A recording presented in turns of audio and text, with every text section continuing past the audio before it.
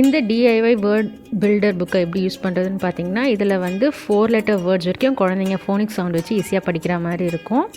இந்த ஃபோனிக் சவுண்ட்ஸில் பார்த்தீங்கன்னா AEIOU vowel சவுண்ட்ஸை வச்சு இந்த மாதிரி சிவிசி வேர்ட்ஸ் க்ரியேட் பண்ணுவாங்க. அந்த சிவிசி வேர்ட்ஸை ஒன்றா ஒரு லெட்டராக நம்ம திருப்பி வச்சு குழந்தைங்களுக்கு சொல்லிக் கொடுக்கலாம்.